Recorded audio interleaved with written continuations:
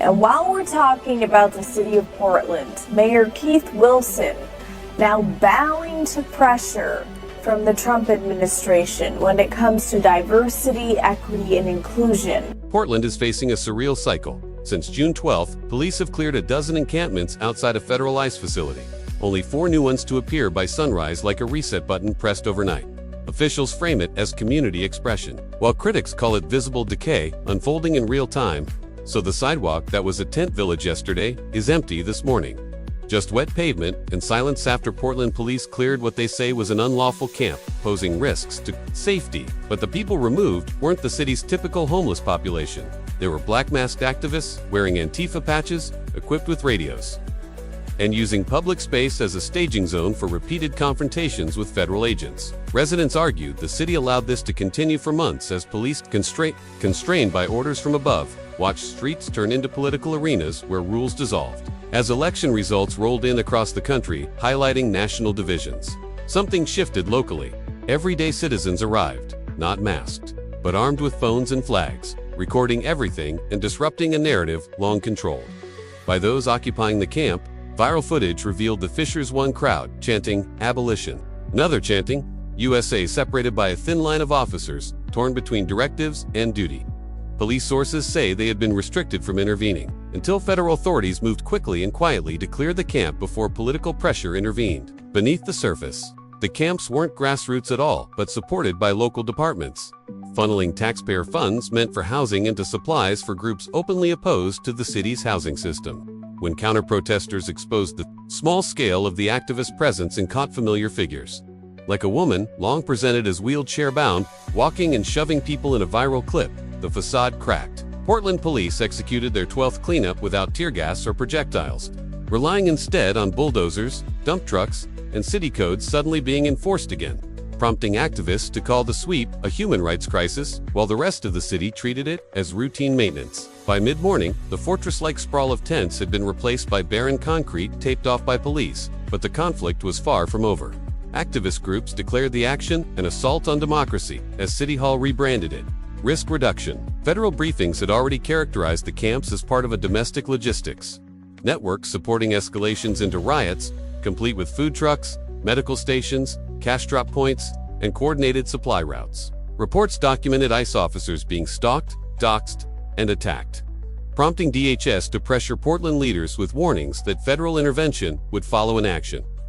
Despite years of nightly unrest, city officials hesitated to deploy the National Guard, insisting it would inflame tensions even as fires, explosives, and street clashes continued. Officers say they were told to observe, not engage, a stance that left them exposed during clashes with masked groups using encrypted radios.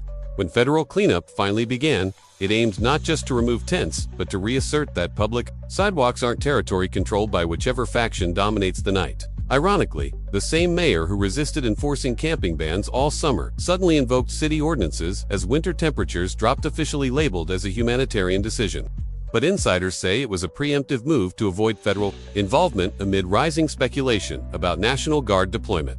Then came the footage that sealed the narrative, broke through every layer of spin. Counter-protesters waving flags faced off against self-styled revolutionaries who had declared the zone police-free, their chants of USA rising over an Antifa spokesman shouting fascist at a man simply filming on his phone.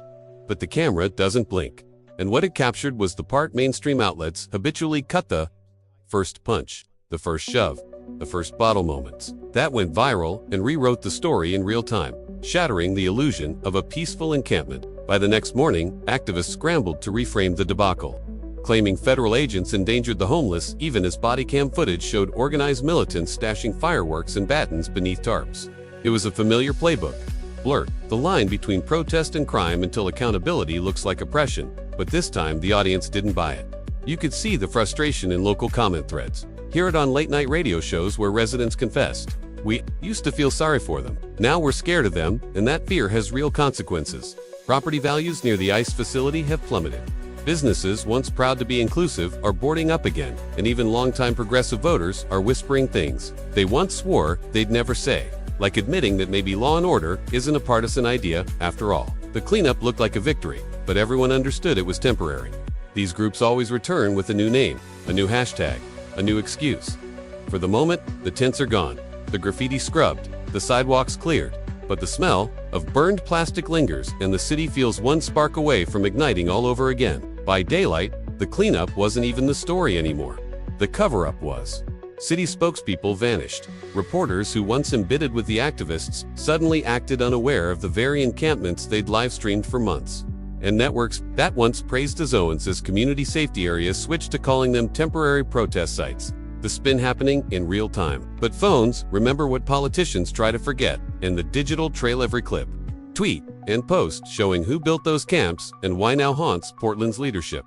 Investigators discovered multiple aid stations around the ICE facility were quietly registered under nonprofits tied to city grants, meaning taxpayers were funding the very movement disrupting their streets. Residents who once ignored the situation are now demanding answers. Why did enforcement begin only after federal pressure? Why did it take 12 sweeps for anyone to notice the same crowd rebuilding every week? And why were contractors billing for waste removal at sites that never truly disappeared? A leaked memo made it worse, admitting local agencies feared political backlash if they targeted activists linked to influential donors. And its rapid spread online forced the mayor into an emergency press conference where he blamed federal overreach, then budget limitations, and finally stunning even his own staff Donald Trump. A reflexive excuse the press recognized instantly as political muscle memory. Meanwhile, the activist movement itself was unraveling after viral footage showed the wheelchair miracle, with a protester walking fine a day after claiming paralysis, turning her into a meme that gutted the moral shield the group relied on. Comment sections turned brutal. Former supporters wrote, "We wanted justice, not a circus," while others highlighted the irony of anti-fascists using intimidation to silence dissent. Across downtown, new flyers appeared. Black paper, white text warning about counter-infiltration, a thinly veiled admission that the real threat was being filmed. In the South Waterfront, live footage showed protesters facing federal agents behind a fence before Portland police again declared an unlawful assembly, reinforcing how visibility had become the movement's kryptonite. Once the public saw the tactics, clary blacklight formations, blocking roads, baiting police, claiming moral high ground, the narrative collapsed because the punch caught on camera carries more weight than any press release.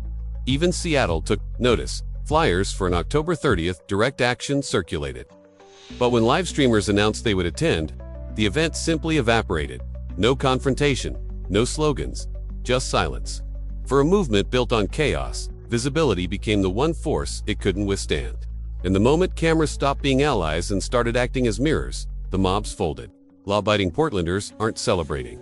They're exhausted, worn thin by years of promises that never became solutions, like the woman who told local radio she'd lived in the city for 40 years and never imagined needing security cameras just to sleep. Summing up the city's mood with, "We keep voting for compassion, but compassion keeps turning into fear." A line that captured an entire region's fatigue and the growing awareness of how easily fringe groups co-opted humanitarian language and repurposed it against the very neighborhoods that fed them. Residents at Grace Landing received letters explaining that the Portland Immigrant Rights Coalition was taking over a vacant commercial space in their building.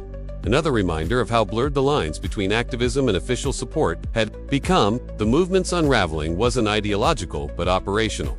Once funding trails were exposed, once viral clips revealed contradictions, once supposed victims were filmed standing and walking after claiming paralysis, the illusion fractured. By week's end, even sympathetic columnists admitted the obvious: what branded itself as resistance had turned into performance art with real-world consequences, leaving behind shuttered businesses, demoralized officers, and neighborhoods stretched thin. And now, with more eyes watching than ever, the performers were running out of stage. The morning after the 12th sweep, Portland looked calm, but calm here is only the pause between rebuilds.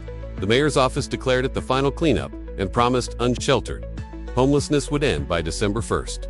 The third time in 20 years the same pledge had been made, each deadline followed by the same pattern: failure, new funding, and another cycle of larger budgets chasing smaller results. If you scrolled social media in early October, you saw sensational headlines about federal prisons being seized and emergency operations being launched. But those were symptoms of a larger issue: public relations triage for a city struggling. With its own inertia, the crisis had evolved past tents and tarps into something deeper, a system habituated to its own dysfunction. And while officials renewed promises of sweeping change, residents made promises of their own to leave. Realtors reported record moves away from downtown. Business owners talked quietly about relocating to cities that still enforce basic laws. and property managers admitted luxury units sat empty because people didn't want to pay high rents to live beside what officials framed as temporary humanitarian setbacks, which critics saw as taxpayer. Police morale faltered as officers described the loot, clearing one illegal camp only to see another appear 2 blocks away while City Hall held press conferences about compassion. Though compassion doesn't remove syringes from playgrounds or a substitute for enforcement.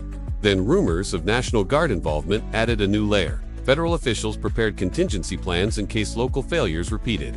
And just the possibility sparked panic among city leaders, whose debates about maintaining local authority clashed with the more evident reality that authority had long since been eroded by street groups exerting their own rules. By week's end, even some progressive commentators acknowledged that Portland's sanctuary approach had become a broader cautionary tale. When ideology consistently outweighs enforcement, disorder moves into the void. Conversations with residents reflected that shift. A father walking his child past boarded up storefronts said, "We used to joke that downtown was weird.